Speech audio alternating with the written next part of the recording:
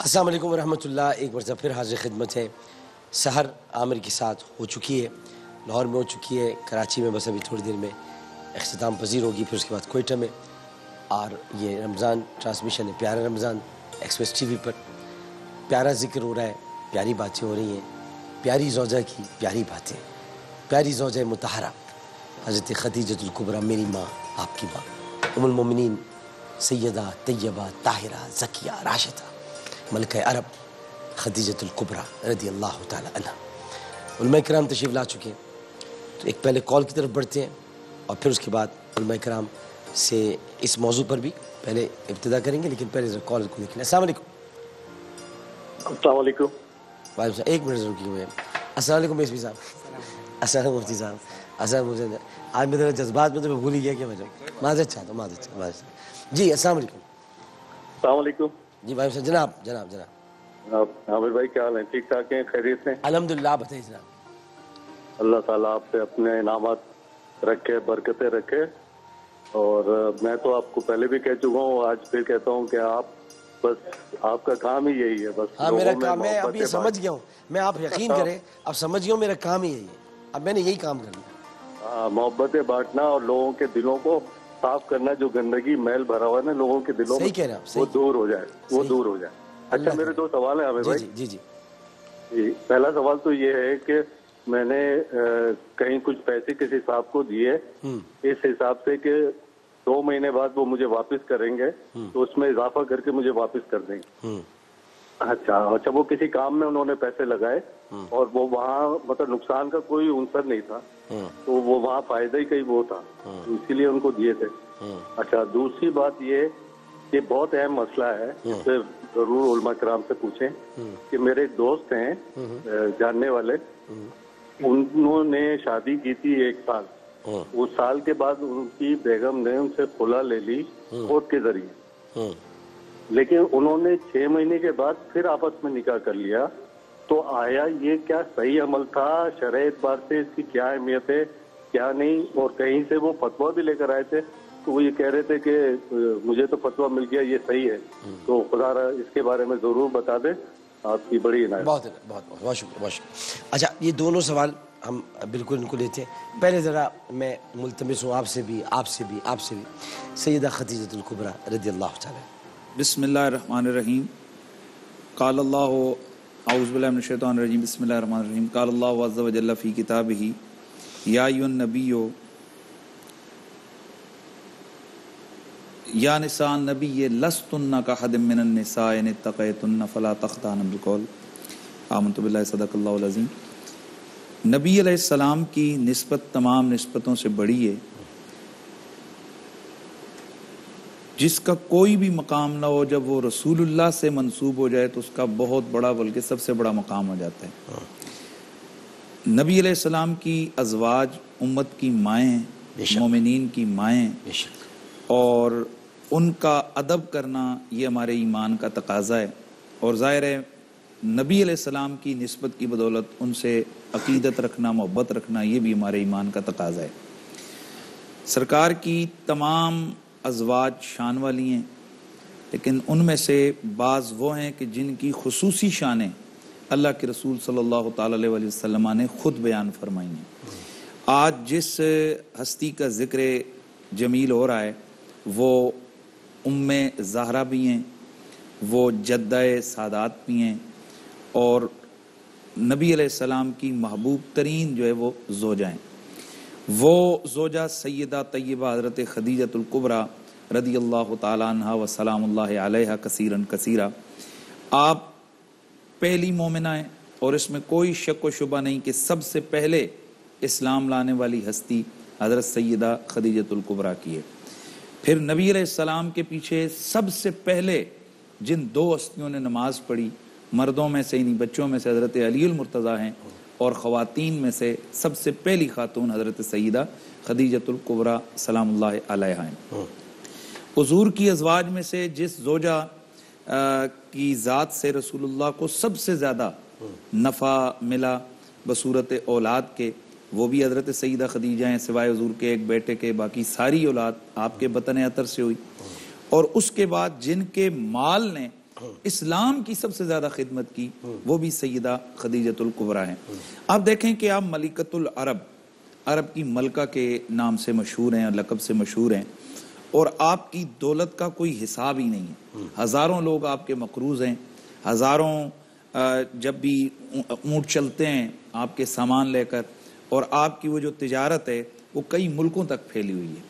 جب نبی علیہ السلام کی زوجیت میں آتی ہیں تو اب دیکھیں یہ وہی سیدہ خدیجہ ہیں جو اتنی زیادہ دولت مند ہیں، پھر یہ وہی سیدہ خدیجہ ہیں کہ جن کے گھر میں پھر چولہا بھی جو ہے نا وہ نہیں جلتا ہے۔ اب سوال یہ پیدا ہوتا ہے کہ وہ رقم کہاں گئی؟ تو اس کا آسان سا جواب یہ ہے کہ سیدہ نے اپنی ساری دولت نبی علیہ السلام کے قدمین طیبین پر قربان کر دی، اور رسول اللہ نے وہ جو دولت آئی اس کو اسلام کے مفاد کے لیے خرچ کر دیا۔ اب ان کی فضیلت، ان کی شان ظاہر ہے، جب قرآن مجید جن ہستیوں کی شانوں کو بیان کر دے اس سے زیادہ کسی کی فضیلت کی بیان کی ضرورت نہیں۔ تاہم نبی علیہ السلام کی ان سے محبت کا یہ عالم تھا کہ خود حضرت سیدہ عائشہ صدیقہ فرماتی ہیں کہ ازواج میں سے جس زوجہ پر مجھے رشک آتا تھا وہ حضرت سیدہ خدیجہ تھی، اور وہ فرماتی ہیں اس لیے کہ ساری جب تک سرکار ظاہری حیات سے اس زمین پر وہ رہے تو فرماتی ہیں کہ انہوں نے ہمیشہ حضرت سیدہ خدیجہ کا ذکر پیار اور محبت سے کیا، اور اس محبت کا یہ عالم مشہور روایات ہیں کہ آپ ان کی نسبت کی وجہ سے ان کی سہیلیوں کے گھر میں تحفے روانہ فرماتے، اور یہ فرماتے، اور اگر کبھی کوئی گوشت وغیرہ تقسیم کرتے تو چن کے اچھا حصہ بیچتے اور فرماتے کہ اس سے خدیجہ جو ہے نا راضی ہوں گی اور خوش ہوں گی۔ اب یہ حضور سید کونین صلی اللہ تعالی علیہ وسلم نے جو آپ کی شانوں کو بیان فرمایا، جس طرح انہوں نے خدمت کی کہ آپ مکہ شریف سے، حرم شریف سے غار حراء جا رہی ہیں، کھانا لے کر جا رہی ہیں، اور پھر جبریل کو اللہ تعالیٰ آسمانوں سے سلام دے کر بھیج رہا ہے، اور جبریل عرض کرتے ہیں کہ یا رسول اللہ یہ دیکھیں نا آپ کی زوجہ خدیجہ آ رہی ہیں، آپ ان کو میرا سلام کہیے گا، اللہ کا سلام ہے اور ساتھ ساتھ میرا بھی جو ہے نا سلام آپ فرما دیجیے، اور ساتھ بتا دیے کہ آتے ہوئے وہ آپ کے لیے کھانا لے کے شوربہ جو ہے نا وہ لے کر آ رہی ہیں۔ تو یہ اتنی عظیم المرتبت ہستی ہے سیدہ خدیجہ کی کہ اگر خواتین دیکھا جائے تو کائنات میں رسول اللہ کی امت میں دو بڑی خواتین ہیں، اور ایک ماں ہے اور ایک بیٹی ہے۔ ماں کا نام خدیجۃ الکبریٰ ہے اور بیٹی کا نام سیدہ فاطمۃ الزہرا ہے۔ بسم اللہ الرحمن الرحیم۔ اللہ تعالیٰ آپ لوگوں کو جزائے خیر دے کہ ان دنوں میں ان شخصیات کو یاد کرتے ہیں اور ان کی یادوں کو تازہ کرتے ہیں، اور خاص کر آپ کی یہ کتاب اس زمانے کی مجھے یاد ہے جو آپ نے لکھی تھی، اور بہت ہی خوبصورت جمعوری فرمائی، تحلیل فرمائی۔ حضرت خدیجہ سلام اللہ علیہا جیسے کہ مفتی صاحب نے بیان کیا اور ماشاءاللہ ہمیشہ خوبصورت انداز میں بیان فرماتے ہیں، اللہ تعالیٰ ان کو بھی جزائے خیر دے، نوید بھائی کو بھی سلامت رکھے۔ جناب خدیجۃ الکبریٰ کی فضیلتوں میں سے ایک فضیلت یہ ہے کہ جب عرب کی کچھ خواتین خانہ کعبہ کے مسجد الحرام کے احاطے میں بیٹھی تھی اور ایک کاہن وہاں سے گزرا، اور اس کاہن نے کہا کہ اے عرب کی بڑی خواتین، ان قریب تمہارے درمیان میں ایک ایسی ہستی ظاہر ہوگی کہ جس کی شخصیت بہت اونچی جائے گی، اس لیے کہ اس کاہن کا اسلام اور دین سے تو کوئی تعلق نہیں تھا، تم میں سے جو اس سے پیوستہ ہو جائے گی وہ بہت اونچے درجے پر پہنچ جائے گی۔ تاریخ میں لکھا ہے کہ اور خواتین نے بات سنا، آئے گئے کر دی، یہ تلاش میں ایسی شخصیت کون سی ہے، کیونکہ ایسا تو نہیں کہ اس نے کہا کہ اب پیدا ہوگی، اس نے کہا کہ ظاہر ہوگی۔ انہوں نے دیکھا کہ ایک ہستی ہے کہ جو سیرت اور صورت دونوں میں بہت ہی کمال کی ہستی ہے، اور وہ ہستی حضرت محمد مصطفیٰ صلی اللہ علیہ وآلہ وسلم کی تھی۔ اب کیونکہ حضور اکرم کی شخصیت بچپن سے ہی لوگوں کے درمیان میں شہرت پیدا کر رہی تھی، اور جب جوانی کی طرف تقریباً 20 سال کی طرف آگے بڑھے، اگرچہ کہ 9 سال 13 سال کی عمر میں بھی تجارت کے قافلے لے گئے، لیکن 20 سال کی عمر کے آگے جناب خدیجہ سلام اللہ نے دیکھا کہ تجارت کے لحاظ سے بھی یہ بہتر انجام دے رہے ہیں، تو اپنے غلام کے ساتھ پیغام بھیجا کہ میں چاہتی ہوں کہ میرے مال و تجارت کے ساتھ آپ تشریف لے جائیں اور تجارت کریں۔ حضور اکرم صلی اللہ علیہ وآلہ وسلم نے اس امر کو قبول کیا۔ مختصر کرتے ہوئے واپس آ کے اس غلام نے خبر دی کہ جہاں ان کے صادق اور امین کی بات تو پہلے سے مشہور تھی، انہوں نے تجارت کے وہ انداز اپنائے کہ کسی کو نقصان بھی نہ ہو اور جو کوئی بھی ان کے ساتھ تجارت کرتا تھا اس کو بھی فائدہ ہوتا تھا اور ہمیں بھی کئی گنا زیادہ فائدہ ہوا۔ اب یہ ٹیسٹ تھے کیا نہیں تھا، ہم تو اللہ تعالیٰ کی مصلحت میں نہیں کہتے، لیکن ظاہری طور پر یہ بات طے ہو گئی کہ اب جناب خدیجہ سلام اللہ کی نظر حضور اکرم پر تھی، اور پھر وہ وقت آیا کہ جب آپ نے رشتے کے لیے خاتون کو بھیجا اور خود حضور اکرم نے اس رشتے کو بہت جلدی قبول کر لیا۔ یہاں پر میں ایک بات عرض کرتا چلوں کہ رشتے کے سلسلے میں ہم یہاں دیکھتے ہیں کہ ملکۃ العرب، صاحب ثروت، معاشرے میں اتنی عزت، وہ اس بات کو عیب نہیں سمجھتی ہے کہ ایک ہستی ہے جو احترام کے قابل ہے اس کو رشتہ بھجوا دو، ورنہ عام طور پہ ہوتا ہے کہ رشتہ آتا ہے۔ اور حضور اکرم نے بھی یہی بیان فرمایا کہ خاتون سے کہہ دو کہ میرے پاس مال نہیں ہے۔ انہوں نے جواب دیا کہ انہوں نے پہلے سے یہ جواب دیا بھائی کہ آپ کے مال کو دیکھ کر نہیں آئی، آپ کے اخلاق کو دیکھ کر آئی۔ وہ کیا چیز تھی حضور اکرم کے اندر؟ خدیجہ اس طرح سے جذب ہو کر آئیں اور ایسی آئیں کہ جب تک زندہ تھی حضور اکرم نے کسی اور کو اپنے ساتھ شریک حیات قرار نہیں دیا۔ اور پھر ہم دیکھتے ہیں کہ تاریخ میں 25 سال عمر ہے حضور اکرم صلی اللہ علیہ وسلم کی، اور 40 سال کی عمر میں اعلان نبوت ہوتا ہے۔ اس پورے دوران میں حضور اکرم کی خدمت میں مال ہے تو مال کا گھمنڈ نہیں ہے، اپنی شہرت ہے تو اپنی شہرت کا گھمنڈ نہیں ہے۔ اور جیسا کہ مفتی صاحب نے بتایا، غار حرا میں پیدل غلاموں کو نہیں بھیجتی تھی، خود کھانا لے کر جاتی تھی، اور وہاں ان کی منزلت پہنچی کہ ابھی وحی کا سلسلہ جاری نہیں، یعنی قرآن مجید کے نزول کا سلسلہ جاری نہیں ہوا، اس کے باوجود اللہ سبحانہ و تعالیٰ حضور اکرم سے جبرائیل کے ذریعے کلام فرماتا، کہتا کہ جناب خدیجہ کو میرا سلام دینا۔ اور اس کے بعد ہم دیکھتے ہیں کہ جناب خدیجہ 11 اماموں کی نانی قرار پاتی ہیں۔ یہ ہمارے ہاں ایک بہت بڑے فخر کی بات ہے کہ جو خاتون 11 اماموں کی نانی قرار پائی اور خاتون جنت کی والدہ قرار پائی، ان کا نام جناب خدیجہ سلام اللہ علیہ ہے۔ اور جب حضرت امام مہدی علیہ السلام تشریف لائیں گے تو انشاءاللہ وہ اپنے زمانے میں خود خاتون جنت حضرت خدیجہ جو ان کی نانی جدہ امجادہ تھیں ان کا ذکر کریں گے انشاءاللہ تعالیٰ۔ اور اگر اللہ نے چاہا تو شام کو کچھ خاص باتیں اور بھی اگر زندگی رہی انشاءاللہ تعالیٰ۔ ہم تو جب جاتے ہیں غار حرا کے پاس سے جب گزرتے ہیں تو جنت المالا ہے، اور وہاں پر ہم کھڑے ہو کے تھوڑی دیر رک جاتے ہیں کہ ایک پیڑ ہے، اس پیڑ کے نیچے ہی سیدہ خدیجۃ الکبریٰ رضی اللہ تعالیٰ عنہا آرام فرما رہی ہیں، اور برابر میں حضرت ابو طالب دونوں وہیں پر موجود ہیں۔ جناب مفتی نوید عباسی صاحب۔ شکریہ۔ بسم اللہ الرحمن الرحیم۔ قرآن مجید فرقان حمید نے ارشاد فرمایا وَلَسَوْفَ يُؤْتِيكَ رَبُّكَ فَتَرْضَىٰ، ہم آپ کو اتنا دیں گے ان قریب کہ آپ راضی ہو جائیں گے۔ اب آپ دیکھیے کہ قرآن کی اس ترتیب کے بعد قرآن کیا کہتا ہے، أَلَمْ يَجِدْكَ يَتِيمًا فَآوَىٰ، جب ہم نے آپ کو یتیم پایا تو جگہ دی، وہ جگہ حضرت ابو طالب کا گھر ہے۔ پھر قرآن مجید فرقان حمید یہ بات ارشاد فرماتا ہے کہ جب ہم نے آپ کو اپنی محبت میں وارفتہ پایا تو ہم نے آپ کی رہنمائی کی۔ پھر قرآن مجید فرقان حمید ارشاد فرماتا ہے وَوَجَدَكَ عَائِلًا فَأَغْنَىٰ، جب ہم نے آپ کے پاس دولت نہیں پائی تو آپ کو غنی کر دیا۔ اب یہ جو دولت نہیں پائی غنی کیا، یہ کس کے ذریعے کیا؟ تو اس پر سب کا اتفاق ہے، وہ ام المومنین سیدہ طیبہ طاہرہ حضرت خدیجۃ الکبریٰ سلام اللہ علیہا کثیراً کثیرہ کی ذات ہے۔ قرآن مجید نے کہا النبی اولیٰ بالمؤمنین من انفسہم وازواجہ امہاتہم، نبی مومنوں کی جانوں سے زیادہ قریب ہیں اور ان کی ازواج یہ مومنوں کی مائیں ہیں۔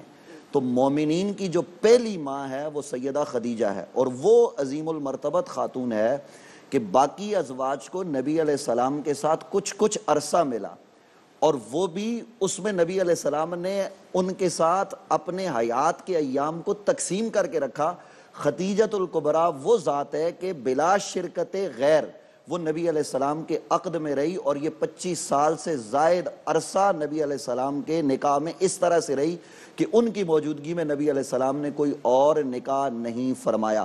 حضور انور صلی اللہ علیہ وآلہ وصحبہ وبارک وسلم پر اللہ کا قرآن نازل ہوا، تو قرآن کے نزول کے بعد جس شخصیت نے سب سے پہلے انسانوں میں قرآن کو سنا وہ خدیجۃ الکبریٰ کی ذات ہے، اور جس نے سب سے پہلے قرآن کے اس پیغام حق کو قبول کیا وہ بھی ام المومنین سیدہ حضرت خدیجۃ الکبریٰ سلام اللہ علیہ کی ذات ہے۔ جیسا کہ قبلہ مفتی صاحب نے فرمایا کہ سادات کی وہ نانی لگتی ہیں. حضور انور صلی اللہ علیہ وآلہ وصحبہ وبارک وسلم نے ان سے بے پناہ محبت کی، اور اس طرح سے محبت کی کہ آخری وقت میں نبی علیہ السلام نے کہا خدیجہ تجھے تکلیف میں اس طرح سے مبتلا مجھ سے نہیں دیکھا جاتا. یہ نبی علیہ السلام فرما رہے ہیں. اور پھر سیدہ خدیجہ ہوں یا ابو طالب ہوں، ان دونوں کے وصال کے سال کو نبی علیہ السلام نے عام الحزن قرار دیا، یعنی پورا سال غم منایا. یہ پورا سال نہیں تھا ڈاکٹر صاحب، بلکہ حضرت خدیجہ کا ذکر جیسا مفتی صاحب نے ابھی فرمایا کہ جب جب نبی علیہ السلام تذکرہ کرتے تو محبت سے کرتے. سیدہ عائشہ کہتی ہیں کہ میں نے ایک دن حضور علیہ السلام کی بارگاہ میں کہا یا رسول اللہ وہ بوڑھی عورت تھی، آپ اس کا ذکر کرتے ہیں، اللہ تعالیٰ نے تو اس سے اچھی عورتیں یعنی شکل و صورت میں اور صحت کے لحاظ سے آپ کو دی ہیں. تو حضور انور صلی اللہ علیہ وآلہ وصحبہ وبارک وسلم کے چہرے پر جلال آ گیا، اور گویا نبی علیہ السلام نے یہ ارشاد فرما دیا عائشہ خدیجہ کے برابر کوئی نہیں ہو سکتی. مفتی صاحب نے آیت پڑھی یا نساء نبی لستن کا احد من النساء، کہ نبی کی ازواج تم اور عورتوں کی طرح نہیں ہو. یہ نبی کی تمام ازواج کے لیے ہے، لیکن اس آیت میں یہ پیغام بھی پنہاں ہے کہ خدیجہ کی طرح اور ازواج بھی نہیں ہیں. یعنی نبی علیہ السلام کی ازواج میں جو مقام و مرتبہ سیدہ خدیجۃ الکبریٰ کا ہے وہ دیگر ازواج کا بھی نہیں ہے. اس مرتبے پر وہ فائز ہیں. اللہ تعالیٰ نے ان کے ذریعے اسلام کی مدد کی ہے، وہ اسلام کی محسنہ ہیں. ان کا مال آج بھی، یہ جو میں اور آپ مسلمان ہیں اور پوری کائنات میں اسلام پھیلا ہوا ہے، اس اسلام میں آج بھی حضرت خدیجہ کا مال گردش کر رہا ہے. واہ واہ واہ. اچھا مجھے صاحب سوالوں کے جواب دے دیں. ایک تو انہوں نے کسی کو پیسے دیے. ڈاکٹر صاحب جی جی. افسوس کی خبر یہ ہے کہ ایک بہت ہی اچھے ڈاکٹر فرقان کورونا میں مبتلا ہوئے. اچھا. اور اس کے بعد آج ان کو ایمبولینس میں ڈال کر ہاسپٹل سے ہاسپٹل گھمایا گیا کہ کہیں وینٹیلیٹر مل جائے، کہیں وینٹیلیٹر نہیں ملا، اور آخر اوجا ڈاؤ میں جا کر ان کا وصال اور دم نکل گیا. میں حکومت سے کہوں گا کہ خدا را اس طرح سے نہ کریں. ایسی شخصیتوں کے لیے کہاں ایسے ڈاکٹر ملیں گے؟ ایمبولینس کم از کم 4 ہاسپٹل کی خبر میرے پاس ہے. تو گئی SIUT ڈاؤ جہاں وینٹیلیٹر پاسبل تھے. اوجا والے کہتے ہیں کہ جب ہمارے پاس پہنچے تو وہ انتقال کر گئے تھے. یہ ہمارا بہت بڑا نقصان ہے. مطلب وینٹیلیٹرز کا پرابلم ہے، فقدان ہو گیا ہے، اور اس کو دیکھنا پڑے گا کہ کیسے حل کیا جائے. بہرحال آپ کے پروگرام کے ذریعے اتنے پیغام دیے تو یہ بھی پیغام ہے کہ خدا را پرائرٹیز سیٹ کرو. ایسے ڈاکٹرز جو 100 لوگوں کی جانیں بچا چکے، پتہ نہیں کتنے، آج ان کو جب وینٹیلیٹر اس کا ایک اور مقصد یہ بھی ہے کہ کورونا بھی رکا نہیں ہے، پھیلا ہوا ہے. جی ہاں ڈاکٹر صاحب، وہ تو اس پہ بھی اگر شام کو اچھی طرح گفتگو احتیاط کے تقاضے. ڈاکٹر صاحب یہ ایک اور چیز میرے نظر سے ذہن میں آ گئی کہ نبی علیہ السلام نے ارشاد فرمایا کہ مجھے خدیجہ کی محبت عطا کی گئی ہے. عطا کی گئی ہے، یہ حدیث کے الفاظ ہیں، مجھے خدیجہ کی محبت عطا کی گئی ہے. اب آپ دیکھیں کہ سرکار سید کونین صلی اللہ تعالی علیہ وسلم آپ خود مختار کل ہیں. بے شک آپ جس چیز کو آپ اختیار فرما رہے ہیں وہ خدا کا ہی مختار. لیکن سیدہ خدیجۃ الکبریٰ کی محبت کو باقیوں سے عظیم بنانے کے لیے اللہ تعالیٰ نے گویا خصوصی طور پر سیدہ خدیجہ کا پیار جو ہے نا رسول اللہ کے قلب اطہر میں ڈالا ہے. اچھا یہ مجھے بتائیے گا، ایک تو ایک سوال انہوں نے کیا تھا کہ انہوں نے کسی کو پیسے دیے یا پیسے لیے تو اس نے کہا کچھ میں زیادہ ملا کر میں دے دوں. اس کا دیکھیں یہ بڑا واضح سا ان کے سوال کا جواب ہے کہ انہوں نے ان کو دیے کہ جی 2 مہینے کے لیے، اور کہا جی مجھے کچھ اضافے میں آپ دے دیں گے. تو یہ سیدھا سیدھا سود ہے اور یہ جائز نہیں ہے.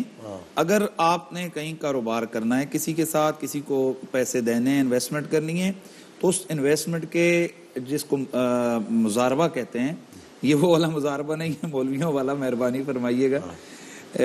مضاربہ جسے کہتے ہیں تو اس مضاربے کی بہت ساری شرائط ہیں. صحیح.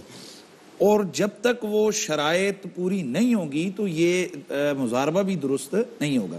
ان میں بڑی بڑی جو شرائط ہیں ان میں سے یہ ہے کہ ایک تو کاروبار چلتا ہو، چلتا نہ ہو، اور دوسرا یہ کہ اس میں تمام چیزیں بیان ہوں کہ بھئی میرے یہ رقم ہے، اس میں سے کتنا فائدہ اگر ہوتا ہے تو اس میں کتنی رقم محنت کرنے والے کی ہے، کتنی انویسٹر کی ہے، یہ سب چیز جو ہے نا وہ طے ہو.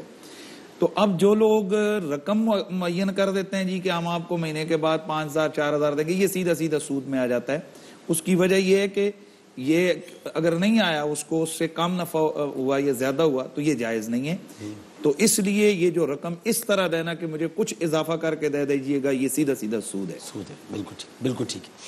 آپ کیا فرمائیں گے؟ بس عرض یہ کرنا ہے کہ اس طرح کے مشکوک ٹرانزیکشنز نہ کریں. اگر وہ شرط کرتے ہیں کہ مجھے تم کچھ اضافی واپس دینا تو قطعاً سود ہے.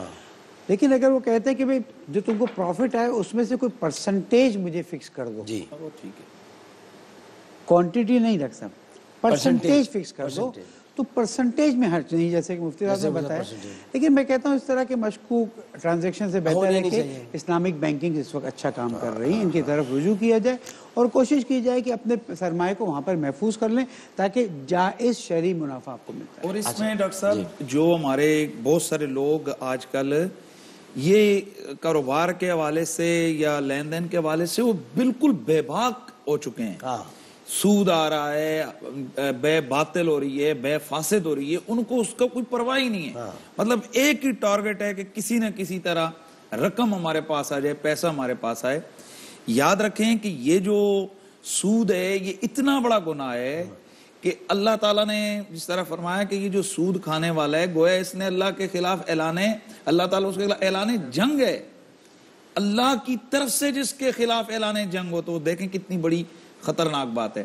اور پھر نبی علیہ السلام نے فرمایا کہ من اکلا درہم من الربا، جس شخص نے، یہ حدیث صحیح ہے، جس شخص نے 1 روپیہ، درہم کا یعنی روپیہ آپ ترجمہ کر سکتے ہیں، 1 درہم یہ 1 روپیہ سود کا کھایا، وہ اس طرح ہے کہ جیسے اس نے حالت ایمان میں اپنی والدہ کے ساتھ 33 مرتبہ بدکاری کی. یہ حدیث کے الفاظ ہیں. اب آپ دیکھیں کہ والدہ اور وہ مقدس رشتہ، اس کا تصور بھی اگر کوئی غلط کرے تو وہ کس قدر خطرناک ہے. تو اب آگے آپ خود حساب لگا لیں کہ یہ سود. اس لیے میں سننے والوں سے ہم گزارش کریں گے کہ لین دین کرنے، یہ دیکھیں یہ زندگی اربوں روپے والے بھی جو ہے نا آخر بالآخر وہ 5,000 2,000 کا کفن لے کے جاتے ہیں. تو کوشش کریں کہ کم از کم صراحتاً جو حرام ذرائع ہیں ان سے آپ بچیں. چلیں باقی کرائیت سے بھی بچنا چاہیے، لیکن آج کے دور میں بڑا مشکل ہے. ایک چھوٹی سی نصیحت میں بھی کرتا ہوں، اجازت ہے اکثر؟ جی جی جی.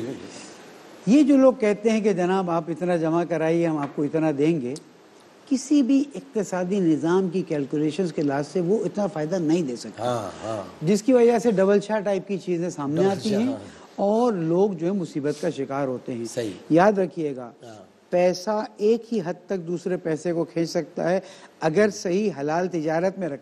حرام میں ڈالا تو اس کی ہمیں کچھ بھی پتہ نہیں. اس لیے خدا رہا یہ جو آفر دیتے ہیں آپ کو کہ ہم آپ کو اتنے برابر کر دیں گے، اتنے برابر کر دیں گے، اس میں اپنے ہاتھوں کو گندا مت کیجیے، جیسے کہ وہاں سود بھی ہے اور حرام کا مال بھی آپ کے ساتھ ملتا ہے. دوسرا سوال کیا تھا؟ ہمیں وہی دوسرا سوال یہ تھا کہ ایک میاں بیوی انہوں نے خلا آپس میں ہوگی، اس کے بعد پھر دوبارہ انہوں نے شادی کر لی، اس کے بارے میں دیکھیں جو خلا ہے طلاق مرد کا حق ہے اور خلا جو ہے یہ عورت کا حق ہے.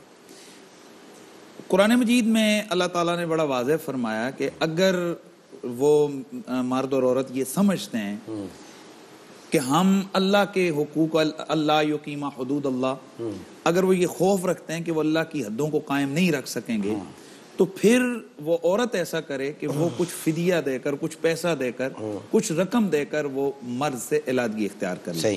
تو یہ رقم کوئی بھی ہو سکتی ہے جو دونوں کے درمیان طے ہو. وہ مہر کی رقم ہو سکتی ہے، مثلا عورت کہتی ہے جو مہر آپ نے میرا رکھا تھا وہ میں مہر جو ہے نا وہ واپس دیتی ہوں، تو آپ مجھے جو ہے نا چھوڑ دیں.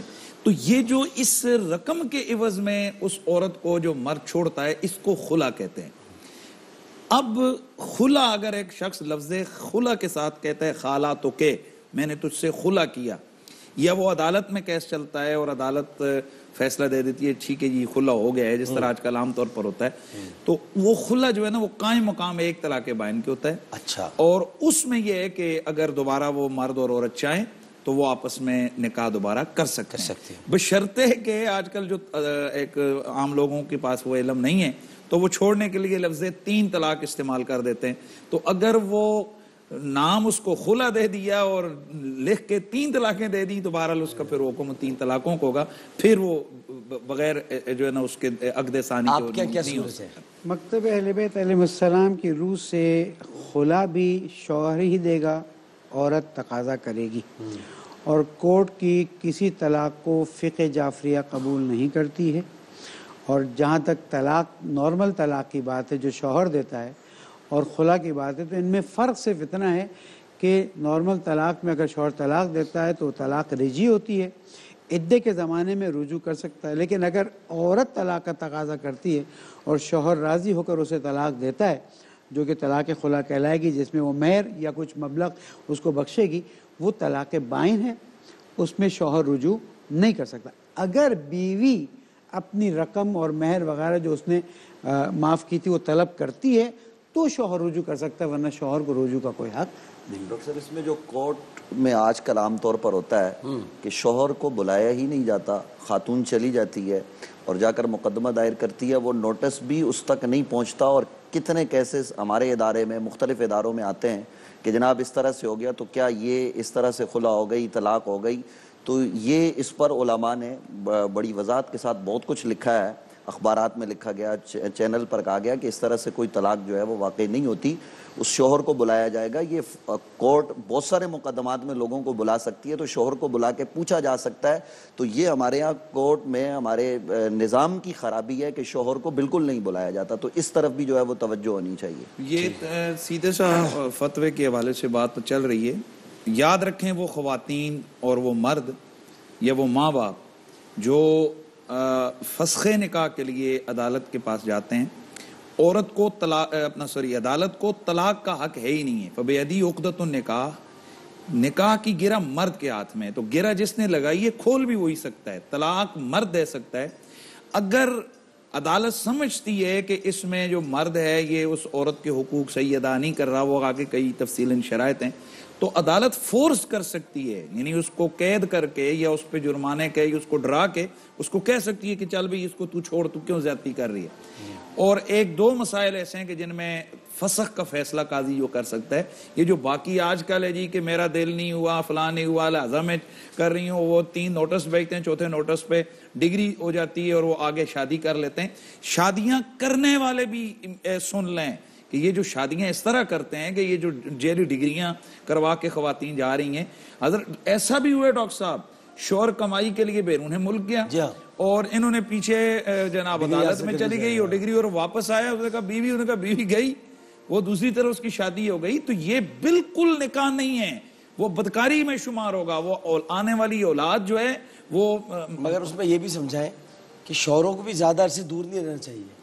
ہاں دیکھیں، یہ تو سب سے پہلی بات یہ ہے کہ یہ جو شوہر باہر جائیں، شرعی نقطہ نظر سے وہ اپنی بیویوں سے پوچھ کے جائیں گے، یعنی اس میں ان کا بھی حق ہے، یہ نہیں ہے کہ بھئی یہ آپ نے شادی کر لی۔ ڈاکٹر صاحب ایسا بھی ہوتا ہے، یہاں ظلم عظیم ہے کہ شادی ہوئی 3-4 دن کے بعد شوہر صاحب تشریف لے گئے اور جناب اب واپس آئے تو بچہ کو اس نے کہا یہاں فلاں کون ہے، تو وہ بھی کہتا ہے اچھا یہ میرے بابا آ گئے۔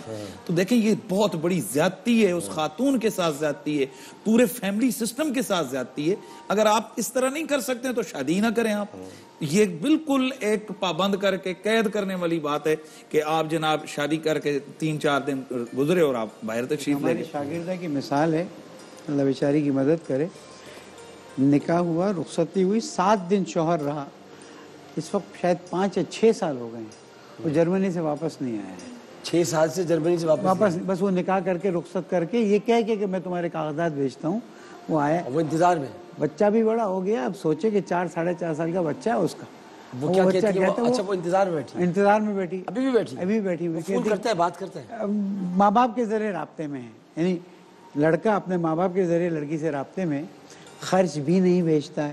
تو وہ کیوں بیٹھی ہوئی ہے؟ جب میں نے کہا کہ دیکھیں حاکم شرع کی اتھارٹی ہونے کی وجہ سے اس پہ آگے بڑھا جا سکتا ہے، اس نے کہا آغا صاحب یہ بچہ بھی میرے ساتھ ہے، اس کی زندگی بھی تباہ ہو جائے گی، تو اپنی تو کر لی، بچے کیوں کر رہی ہے؟ بچہ نہیں ہوتا تو میں سنبھال لیتی، لیکن بچہ ہے اس وجہ سے میں پریشان ہوں کہ پھر تو وہ ظالم شمار ہوگا۔ ہاں بالکل قطعاً ظالم شمار ہوگا، اور قیامت میں اس کا جواب بہت بھاری پڑے گا۔ کیا جواب کیا دینا پڑتا ہے یہ بھی بتائیں نا، تاکہ لوگ بدلیں، اگر یہ شوہر اس طرح کرے جواب کیا دینا پڑے گا قیامت کے دن؟ دیکھیں آپ اگر کسی جانور کا حق مارتے ہیں، جانور اگر ایک عورت نے بلی کو جو ہے نا وہ باندھ کے رکھا تھا، جی تو نبی علیہ السلام نے فرمایا کہ وہ اس کو کھولتی نہیں تھی کہ وہ جا کر اپنا باہر رزق جو ہے نا یہ شرات وغیرہ کھا سکے، اور نہ خود اس کو کھانا کھلاتی تھی وہ عورت. فرمایا اس بلی کی وجہ سے وہ جہنم میں چلی گئی.